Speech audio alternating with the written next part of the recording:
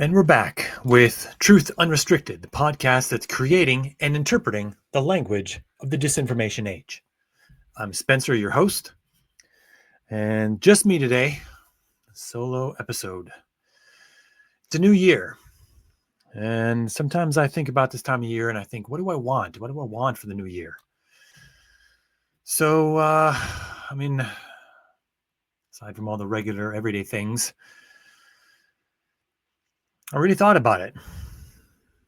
And what I want is a world in which politics changes in relation to reality rather than reality that changes in relation to politics.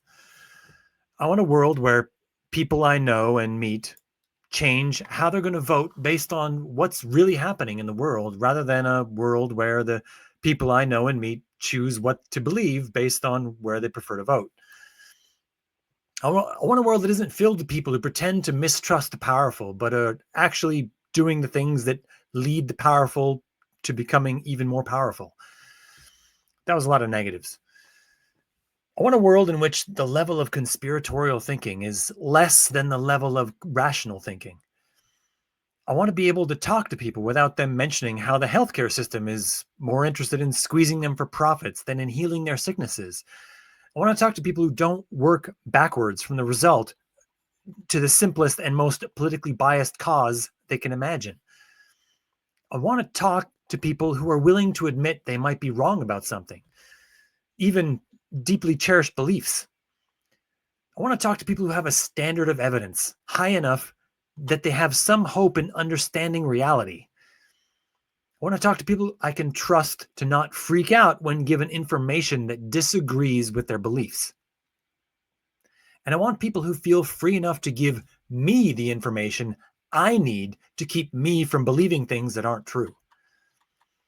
I want a world where people don't pretend to serve the greater good by making up facts. I want a world where people don't pretend to serve the greater good by asserting with confidence something that they should actually be double checking.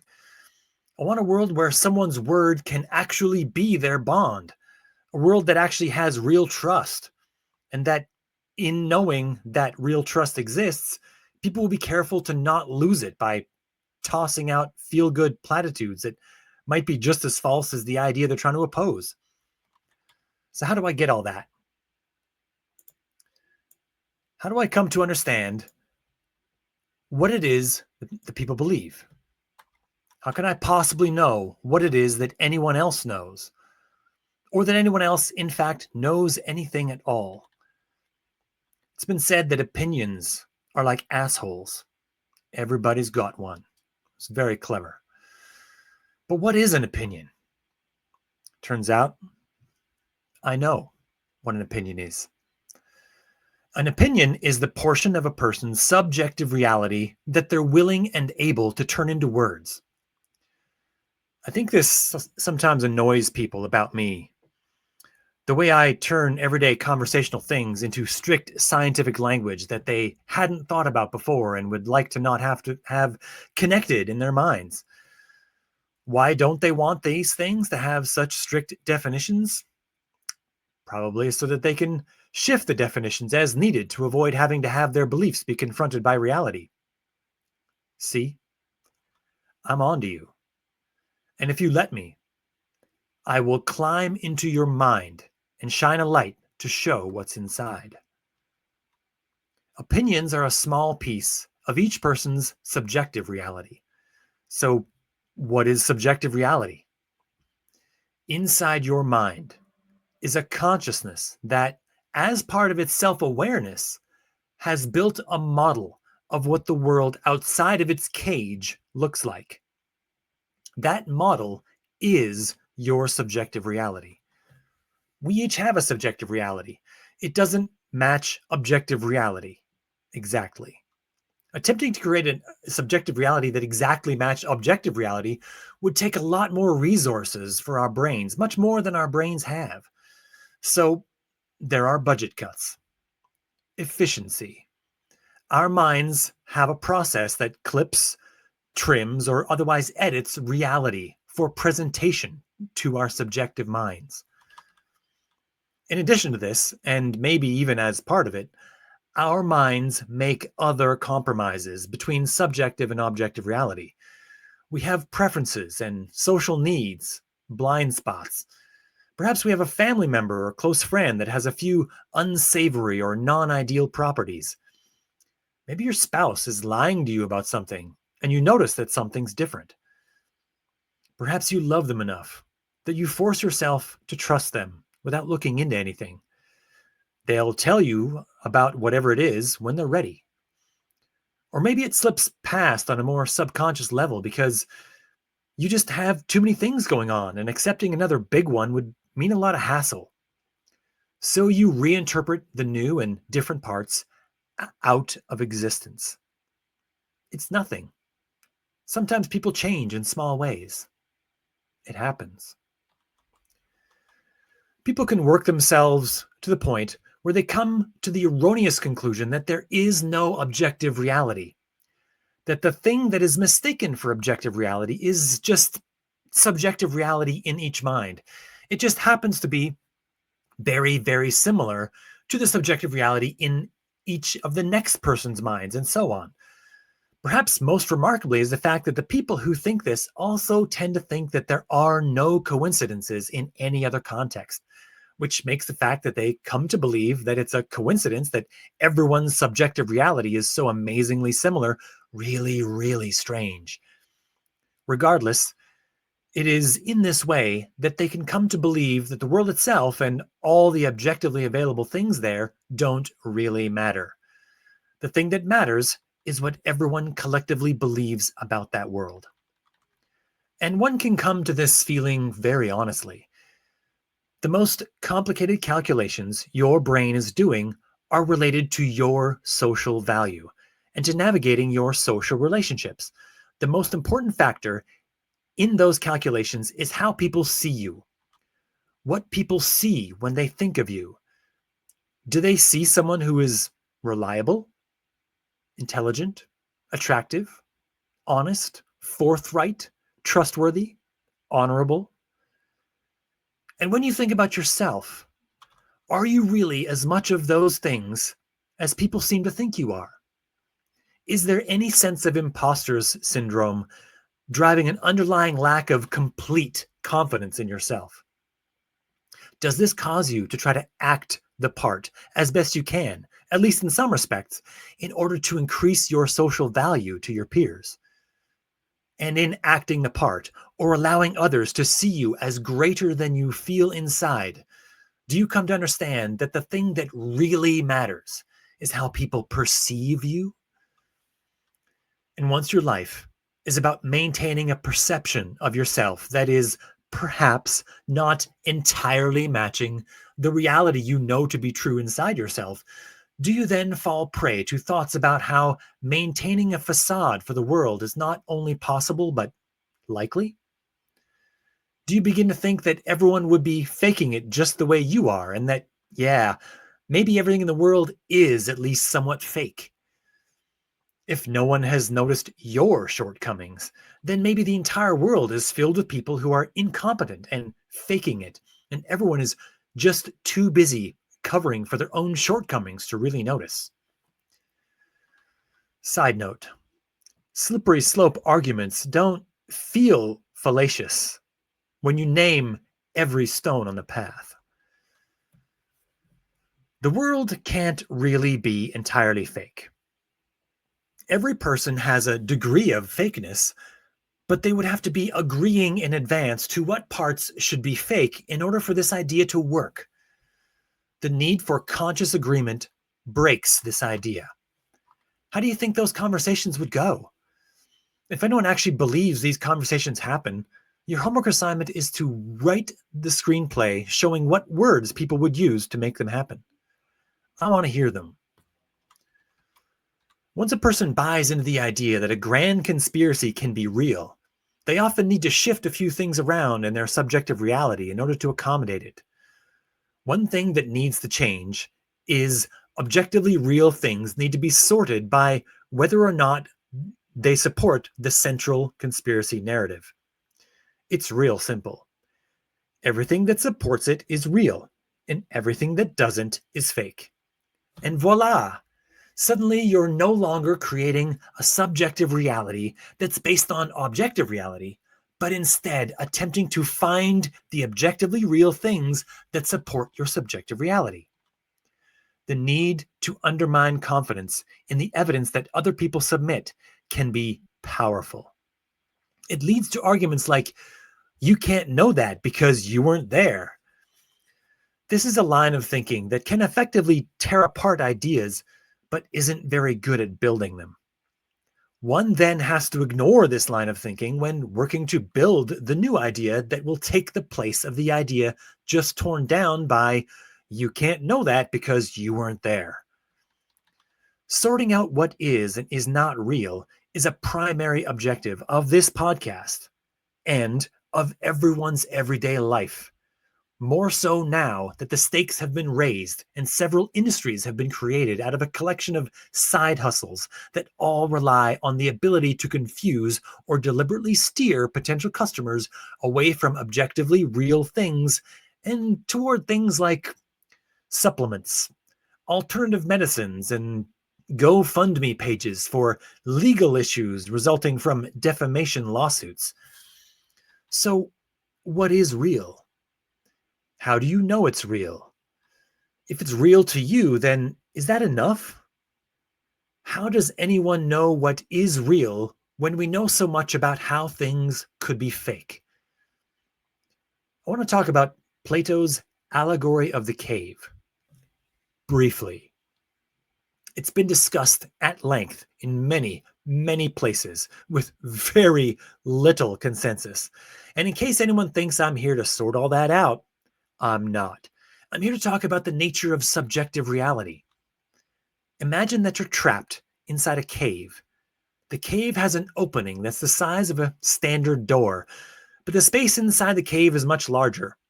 Let's make it about the size of your standard living room and kitchen combined. There's a bonfire outside the door that casts bright light directly into the cave against the back wall. As you're trapped in the cave, you can't go outside of it or even directly look out the door. Your only view is of the light at the back of the cave. As events happen in the world, it sometimes happens that people walk between the bonfire and the cave entrance, and this casts shadows, contrasting the light against the back wall of your cave. This is essentially the image given by Plato in his famous allegory. Many metaphors have been suggested to draw ever larger and more complicated meanings from this image, but today we're just going to try to understand the basic one. You are unable to directly view the world. You are at the mercy of the information that happens to make its way to you. And even then, you are hindered by the need to decipher that world from a limited amount of information. Now, as the image is formed in your mind about attempting to decipher an entire world in this way, I must remind you that it's not impossible. You've had years of practice, decades even, and this has allowed you to develop a lot of shortcuts and methods of understanding and deciphering those shadows on your cave wall in a way that makes sense to you. And this is where it gets complicated. Theory of mind is the idea in neuroscience that you, as a conscious and self-aware being, have an understanding that another person, any other person, also has a collection of ideas in their brain that we call their mind. Without theory of mind, you would be a creature alone in the world, treating everyone you meet with no more consideration than you might give a book. An object that can bring you information and maybe even create an illusory feeling based on the information it brings, but of no more concern than any other inanimate object. Without having an understanding that other people have minds, you wouldn't be able to understand that they make decisions that might affect you. You would be completely unable to navigate in a social environment because everyone around you would quickly come to understand that you wouldn't be making decisions with any consideration for their interests, and therefore you could not and would not be trusted. So you treat other people as though they themselves are conscious and self aware beings, that they make their own decisions, and that you need those decisions to happen a certain way for your life to continue unimpeded. But what was all that about Plato's cave then? Let's tie these two ideas together. You are a consciousness trapped alone inside of a skull with a limited number of ways for information to make it to you. And with that limitation in mind, you have developed ways of interpreting and deciphering your sensory information so as to understand your world. And through your social interactions with people, due to theory of mind, you have come to understand that other people are just individual consciousnesses trapped alone inside of their individual skulls with, again, limited ways for information to make it to them. And they, in turn, have developed ways of interpreting and deciphering their sensory input so as to understand their world, which is the same as the world that you inhabit. But now we see the complicated part. Because in comparing what we each have deciphered about the world with what each other person has deciphered about the world, we find that there are differences. Each of us has had different experiences, so that part didn't exactly help. Also, the words we use are only somewhat reasonable at symbolically representing our thoughts, so that provides an additional barrier to this comparison. Also, sometimes, when you relay your thoughts in great and wonderful detail, other people struggle to understand them, which is undoubtedly happening with at least a few people listening to this right now. So how, then, do we ever come to trust that another person has deciphered the world in a way that allows any of us to trust that we are being understood by them? Knowing that everyone else is just a person trapped in a cave watching shadows flicker across a wall and attempting to decipher all of reality from that is very sobering. When someone tells you something and assures you that it's true, how many mistakes in understanding did they make? If it was something they were told and assured about by someone else, you now have two minds that must now have understood the thing well enough to pass it on to you. Each new person in the game of telephone diminishes the likelihood that you're receiving accurate information, which is part of how trust is a lot easier to break than it is to build. In fact, most trust is nearly completely unearned from a rational perspective. We don't trust people because we have data that tells us what they will or won't do and that these decisions will be good for us. We trust people because we like them, because they give us a warm and comforting feeling. We trust people because they're attractive and clean. We trust people because they appear more confident than nervous. We trust people because the people are still with us after bad things happen. All of these are not rational reasons to trust anyone, but as social creatures, we do it all the time. And these irrational justifications for trusting others seem to be just part of the way our brains work. It explains why these are more or less the same reasons, irrespective of ethnicity and culture. Without trust being irrational, we would never have been able to trust each other enough to have built the societies we have now. Think about it. If we had to get the full list of details on each person we trusted and also on all the people they trusted, before we trusted them, we would have been solo creatures from the start. And without this irrational social lubricant that makes us form groups, we wouldn't have developed the world we live in today. But knowing this doesn't exactly make our shared reality situation any less tenuous. The irrational nature of our baseline social trust tends to undermine our confidence and our own opinions of people once we come to realize what is happening. So now that we have the shaky ground defined, Everyone is trapped in their own cave trying to decipher the world through the shadows cast against the back wall. And everyone knows that everyone else is doing this as well. And we've convinced ourselves that those people closest to us that we like are more likely to be right about any random thing than anyone else in the world. So, what do we do with that? Do we throw up our hands and say the problem is too difficult? Do we agree with each other that the end is inevitable for us and that our time is better spent trying to enjoy what little time there is left? Or do we stop and think about what to do? Do we accept defeat before we begin? Do we declare that every possible solution has already been tried and that we're properly screwed? Or do we buckle down and try new things?